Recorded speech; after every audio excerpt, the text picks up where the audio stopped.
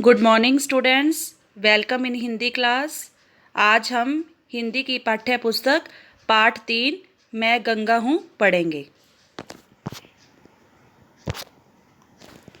तो बेटा, गंगा के बारे में सभी जानते हैं। गंगा एक पवित्र नदी है। तो ये और क्या है, इस पाठ में गंगा के बारे में बताया गया है। तो यह पाठ गंगा नदी हमें खुद बता रही है, मतलब मैं शैली में यह पाठ लिखा गया है। इसमें गंगा नदी अपने बारे में हमें बता रही है। तो आइए पाठ पढ़ें। मैं गंगा हूँ, मेरा जन्म हिमालय की गोद में हुआ। तो हिमालय से निकलती है गंगा। पुराणों में मेरे जन्म को लेकर एक कथा मिलती है कि अपने पुरखों के उद्धार के लिए भगीरथ मुझे स्वर्ग से पृथ्वी पर लेकर आए थे। तो इस पाठ में क्या बताया गया है कि अपने पूर्वजों के उद्धार के लिए भगीरथ जो थे वो स्वर्ग से गंगा नदी को पृथ्वी पर लेकर आए थे, इसलिए मेरा नाम भागीरथी रखा गया। तो गंगा को भागीरथी भी कहते हैं ना, तो भगीरथ उन्हें लेकर आए थे, इसलिए उनका नाम भागीरथी पड़ा। छोटी सी धारा के रूप में मैं उस स्थान से निकली जिसे गोमुख कहते हैं। तेज गति से मैं नीचे ढुलकती हुई चली और मेरा रूप निखरने लगा।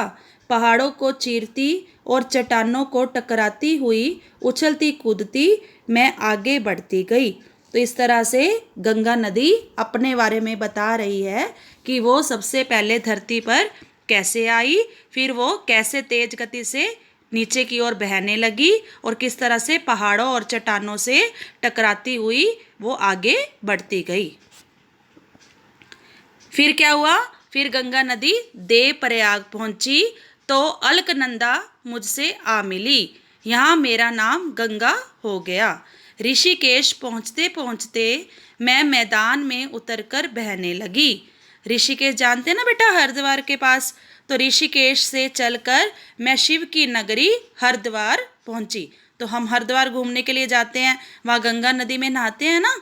यहाँ रोज मेरी आरती उतार कर लोग मुझे श्रद्धा से प्रणाम करते हैं। और अगर आपने गंगा नदी में आप देख गए होगे, कभी हरिद्वार गए होगे, तो आपने यह दृश्य भी देखा होगा कि वहाँ पर गंगा नदी की किस तरह से आरती की जाती है। तो ऋषिकेश, यहाँ रोज मेरी आरती उतार कर लोग मुझे श्रद्धा से प्रणाम करते हैं।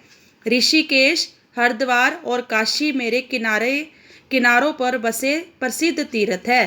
तो ये सारे कौन से हैं, ये तीर्थ स्थानों के नाम हैं।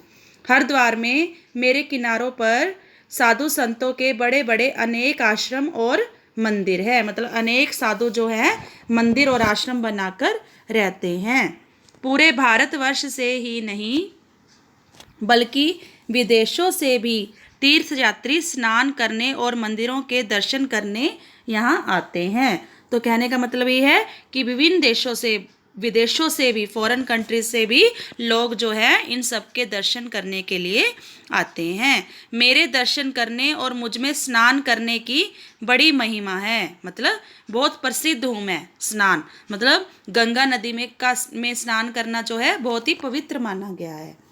यहाँ का प्राकृतिक सौंदर्य और वातावरण शांत एवं मनमोहक है। ये सब बातें हमें कौन बता रहा है, गंगा नदी बता रही है। ठीक है। हरिद्वार में हर 12 वर्ष के बाद कुंभ का मेला लगता है। मेरे तट पर बहुत से नगर बसे हैं, इनमें बड़े बड़े कारखाने खुल गए हैं। मैं सबको पानी पहुंचाती हूँ। कानपुर भारत का प्रसिद्ध औद्योगिक नगर है। यहाँ कपड़े और चमड़े के बड़े बड़े कारखाने हैं। इन कारखानों से निकला गंदा पानी बड़े बड़े नालों के रूप में मुझ में गिराया जाता है।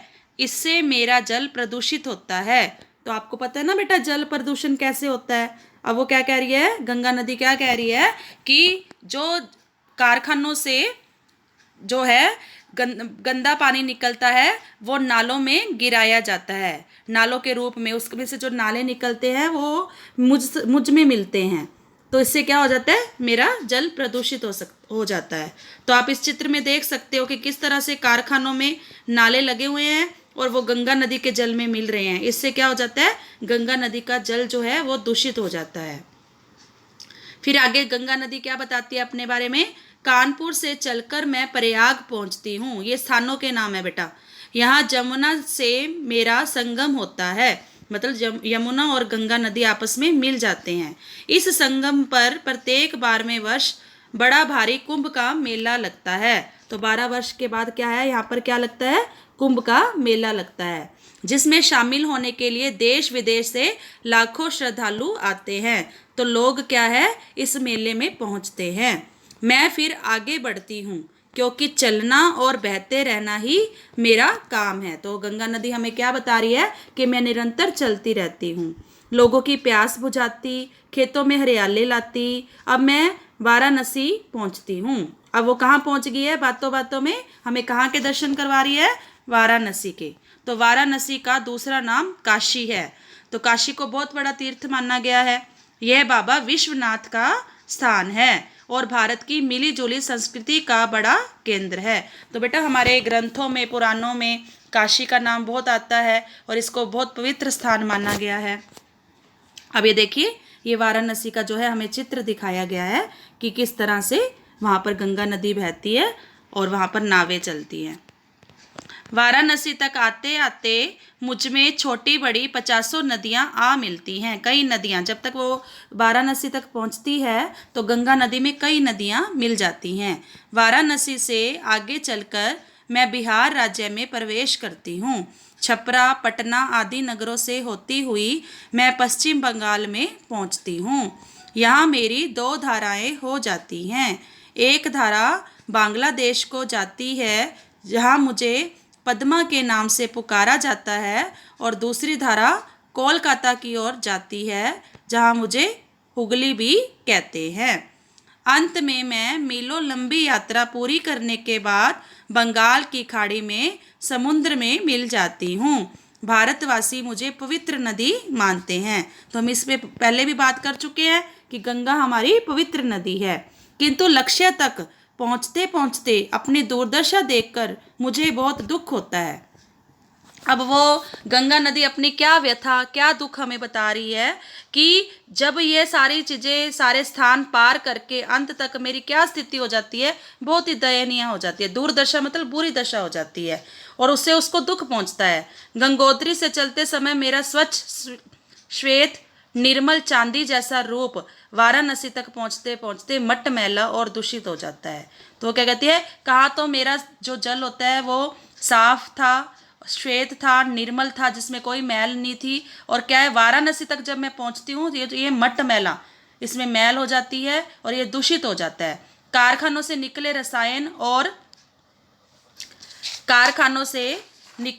रसायन और शहरों का गंदा पानी तथा कचरा मेरे निर्मल जल को प्रदूषित कर देता है। तो इसको प्रदूषित करने का जिम्मेदार कौन है? कारखानों से जो विषैले पदार्थ निकलते हैं और शहरों का जो गंदा पानी होता है और कचरा होता है, वो इसके निर्मल जल को मैला कर देता है। तो कहीं ना कहीं क्या है, हम इसे दूषित करने के लिए जिम्मेवार हैं। मुझे भारत की राष्ट्रीय नदी होने का गौरव प्राप्त है। तो हमारी राष्ट्रीय नदी कौन सी है? गंगा। इसलिए मेरे जल को शुद्ध करने के प्रयास शुरू हो गए हैं। अब गंगा नदी कहती है कि जहाँ मैं इतनी मैली हूँ, दूषित हूँ, तो मुझे साफ करने के लिए बहुत प्रयास भी किए जा रहे हैं। लोगों को भी मेरे जल को प्रदूषित न करने के लिए जागरूक किया जा रहा है। मतलब लोगों को भी बताया जा रहा है कि गंगा नदी को मैला मत कीजिए। मुझे प्रसन्नता है कि शीघ्र ही मेरा जल वैसा ही स्वच्छ और निर्मल हो जाएगा जैसा हिमालय की गोद से निकलते समय रहता है। तो गंगा नदी को क्या आशा है कि एक दिन मेरा जल वैसा ही हो जाएगा जैसा मैं निकलते समय हिमालय की गोद से जब निकलती हूँ, मेरे जल का जो रूप होता है वैसा ही यहाँ पर भी हो जाएगा।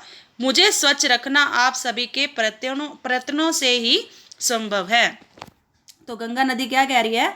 गंगा नदी कह रही है कि मैं आप सभी के प्रयत्न से ही, आप कोशिश करोगे तो ही साफ रह सकती हूँ। तो ये क्या है, पाठ के अंत में गंगा हमें यह संदेश भी दे रही है कि मुझे साफ रखना आपकी जिम्मेदारी है और अगर आप प्रयास करेंगे तो मैं एक दिन स्वच्छ हो जाऊंगी।